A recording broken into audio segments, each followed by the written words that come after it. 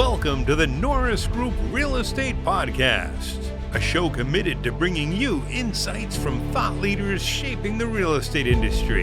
In each episode, we'll dive into conversations with industry experts and local insiders, all aimed at helping you thrive in an ever-changing real estate market, continuing the legacy that Bruce Norris created, sharing valuable knowledge, and empowering you on your real estate journey. Whether you're a seasoned pro or a newcomer, this is your go-to source for insider tips, market trends, and success strategies. Welcome back for part 2 of our interview with Gil Figueroa, president of First Commercial Capital. Let's get to it. In your experience and opinion, what determines the direction of rates, of interest rates?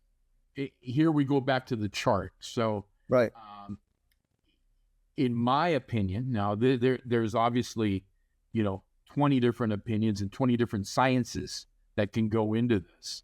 But in my opinion, it's supply and demand, fear, greed, and so forth. And the chart and its analysis, so to speak, of the wave count is something that I've used to predict it. In the last, I'm going to say 7 years, I've developed a mathematical formula that is collaborating with the Elliott Wave. And that formula has been super accurate to the point where I'm trying to work on an algorithm now. So this might be a pitch deck right now. I'm working on an algorithm and looking for investors. So it's been very accurate. And it's not only accurate on the 10-year treasury, it's been accurate on the S&P. It's been accurate at Bitcoin. It's been accurate on different product line. And between me and friends and maybe Twitter, I have put it out there as a forecast. And I could say 20, 30 different forecasts that I've done on different products that have come to attrition. So I'm working on that now. And I'm excited because thanks to Chris and people like you, it really got me motivated to really get more in depth and spend the 10,000 hours that I have looking at these charts. And my wife thinking I'm absolutely nuts looking at charts at 3 a.m. So isn't it cool when you have an aha moment where you've discovered something that you didn't know was true? I love that. Absolutely. As a matter of fact, I'm going to mention something you said to me, or you said in one of your meetings. You said that when the market hits a bottom, it usually rises 3.5%. Right? Didn't you say something like that? 3.5 times? Oh, 3.5 times. Well, 3.5 times. It certainly it did between. That's scary. I think that's maybe close because you do give up. If you really give up a lot of your price, you're down by 50%. So yeah, that would make sense that you could have that going on. Yeah, that's to get that in. To get away from the damage probably is the most important thing. I mean, if you didn't get out in 2006, we were flipping houses and we had to say, okay, the price is going down 18% every 6 months. So we had to build that into our formula of buying. So man, if you didn't get out, you were hurting for sure. Yep. In 2007, we were doing a condo conversion in Glendale for 20 units. No. And all I did was, and I knew it was coming, and what I did was just paper it. I just got it approved by the city, engineering approved, got my CCNRs, and flipped it. Yeah. Construction. Yeah, there would have been a happy taker because that still was a viable thing. There was a happy taker, and there was a happy giver too. Yeah. That's funny. Okay, so all right, let's go forward and say, okay, we've got what's the 10-year T-bill at today? I believe we're about 4.32, somewhere in that range. Okay. So what are the charts that you look at as say directionally, let's go to, if we're headed to a recession, is that obviously going to bring the 10-year down or does that not always happen? No. I mean, right now, no one's saying it, but the truth is when you have low GDP and high inflation, you have stagflation. Right. So that's really where we're at. And frankly, I don't see us getting out of stagflation for quite a while because of our debt. So the feds are stuck in a place where they can't raise rates to get out of inflation because every 1% adds, $390 billion to the deficit. Okay. So they can't raise us out like Volcker did back in the age 79. So Right. if you remember, Right. the oldies here. So Volcker got us out, but he got us out when our debt to GDP was 26%, Right. compared to 122% today. Right. So, and then, 79, we had the baby boomer era, which was on fire. We had our petrodollar. America was the greatest thing since sliced bread. We had, the petrodollar since 74. We had the credit of the petrodollar, and 100% of the world was using our dollar. That's a dominance. In 23, we lost a fifth of that through the BRICS, and now we still have the debt. So you can't lower rates, you can't raise them. It's an interesting dilemma. It's beyond my pay scale, and I couldn't really tell you, where this ends up. But it's just interesting talk that you hear things, from the WHO about the reset, the Great Reset, and so forth. It almost sounds like if the monopoly game can't be played, somebody's going to have a temper tantrum and just flip the board. Okay. And start again. I hope I'm wrong, but I'm just talking out loud. Yeah. No, I've had to think about all this, well, we kind of have a war going on right now too. So that's an additional factor of uncertainty that you're sort of going, and the last thing we needed maybe right now is have that. I was going to add the other thing, we talked about it on the panel. There seemed to be various opinions of the impact of AI on unemployment. So let's go there for a minute. What do you think the impact is going to be on unemployment of AI? And then if you, in fact, start matching a really high unemployment like we did during COVID, will the interest rates follow what happened then? Wow, that's a great question. I mean, I agree with your take on AI affecting jobs. I think you're a little conservative. I think the damage is going to be much greater. Well, the only reason I went to 15 is we had 15 when we had a 2.5% mortgage rate. So I don't disagree with you. I just didn't state that because I think if that event got us to 2.5%, if you have 25% unemployment, then I'm not sure what the interest rate will be. But you kind of have a better feel on how that might not even be possible to do. In other words, you feel like there's a buyer that has to show up for the paper. Well, it's an auction. The treasuries are an auction, supply and demand. Again, I'm going to go back to pay scale. I think this is beyond my pay scale for this conversation, but we'll talk. We'll have fun. We'll have some fun. Our debt isn't going to allow this unless here's the caveat, that America regains its dominance of the dollar. Okay. With the dominance of the dollar, printing can happen. Okay. Because who's to say when the Fed is enough? We don't know. I mean, there's, 40 trillion now? How do we know that 80 trillion isn't the max? I don't know. I don't think anybody has that. But I'll tell you what gauge we do have. We do have a gauge on the dominance of the dollar. So we lost, just in a couple of years, 1/5 of it. Right now, during, what's that Strait of Hormuz? Yeah. They're trading in yuan. They're not using dollars to go through there. And by the way, only 10 boats have gone through there in the last 4 weeks. Usually by this time it's 130. Wow. So production is low.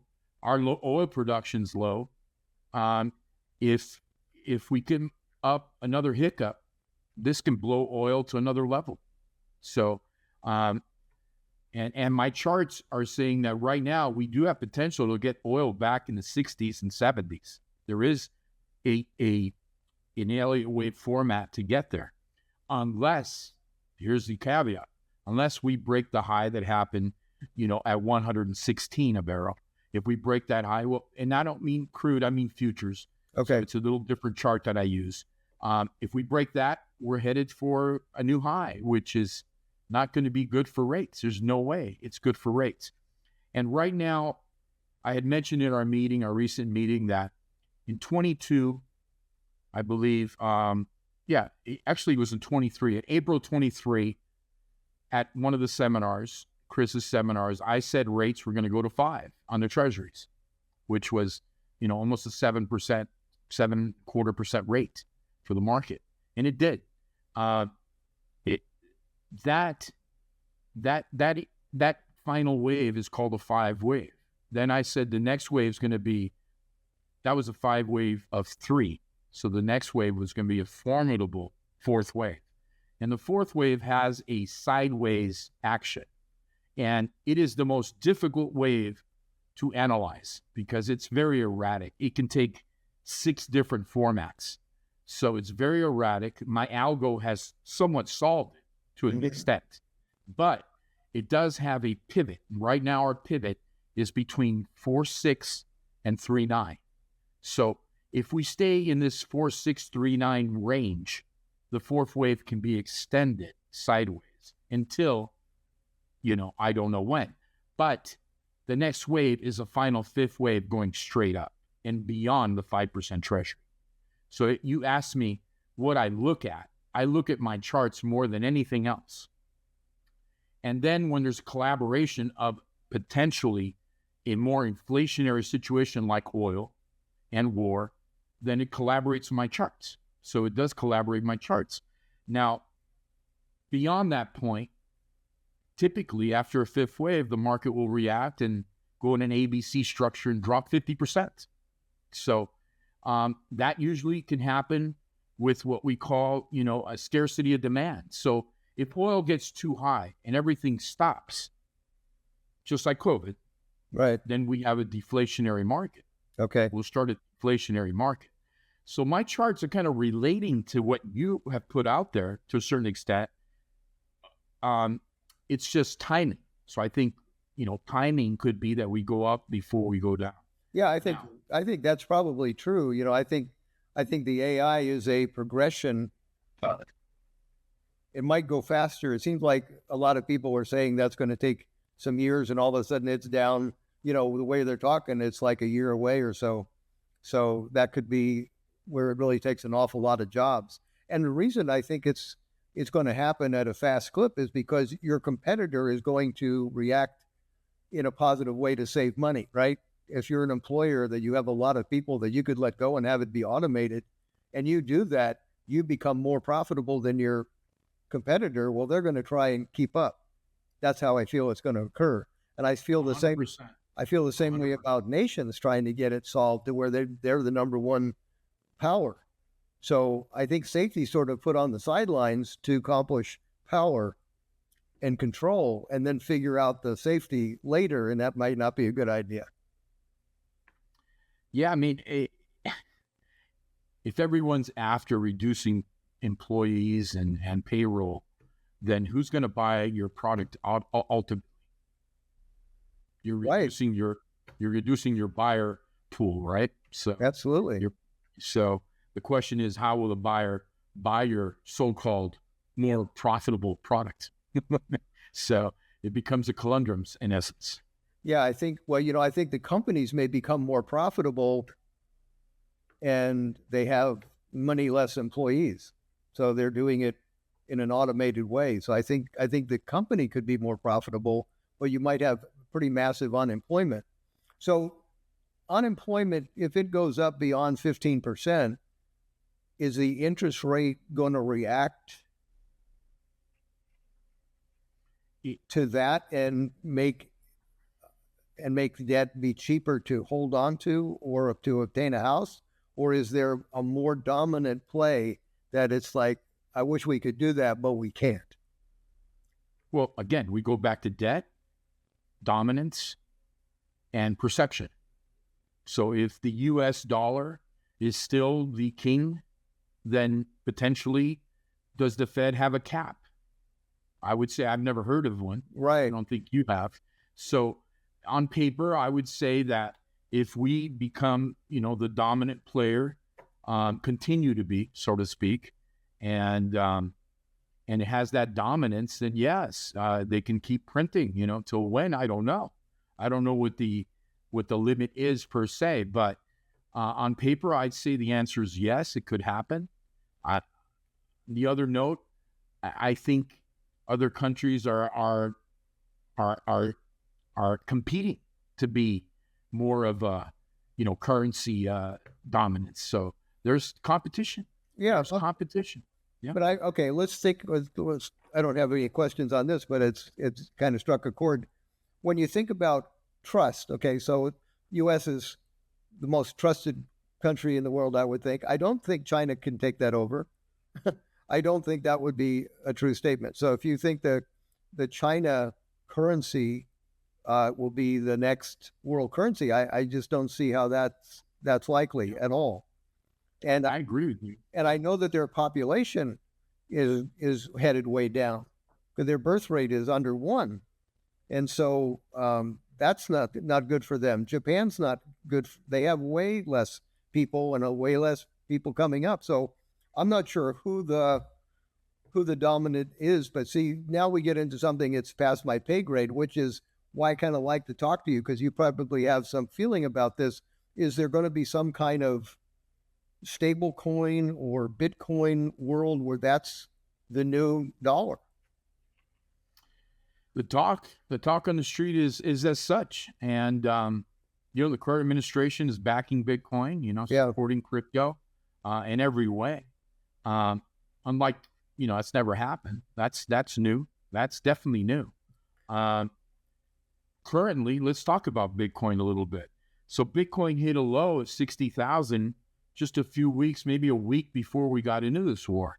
Yeah. And I was at a dinner party with some friends who are investors, and they said, "Oh, we're going to sell short Bitcoin now that we're in war." And I said, "Be careful. We just hit a 50% retracement, and it's a perfect ABC structure. I'm buying while you sell." So I'm just letting you know. And they know I've been quoting them and busting their chops now for a few years. And they said, "Oh, no, how can you say such a thing? It's going to follow the S&P. The S&P's got to drop." Well, they were right there. The S&P dropped, 9-10% almost, and Bitcoin went up to 75. Now they're corrected in an ABC structure back down to 66, but yet held that 60. That 60 is still holding. Right. And I think we're going to see a pop soon, over 75, and maybe to brand new highs. So my point is, Bitcoin is showing a breakout in not collaborating with the market. Okay. It always has. So that's a pretty big statement. So, and I watched this very clearly because I wanted to see where the market flow would be here with this inflationary fear. And to answer your question about rates, the rates can go down when the market realizes, number one, we're still dominant. And number two, there's more fear of global political war and issues that may cause than inflation. So when that fear of a big war comes around and Treasury is still dominant, money should go into Treasuries instead of away from Treasury because of fear of inflation, right? So which fear is greater will win. Right now, the fear of inflation is greater. But if this continues and evolves, that fear can change. Can the Fed be the buyer? The Fed can do anything it wants as long as it can sustain the deficit. I don't know. That's why everybody calls for an audit of the Fed. The question is, who's going to buy it outside of the Fed? If everyone else is selling, can the Fed buy enough to cover that sale and lower rates? That's another question, way beyond my scope. Okay. I couldn't answer that.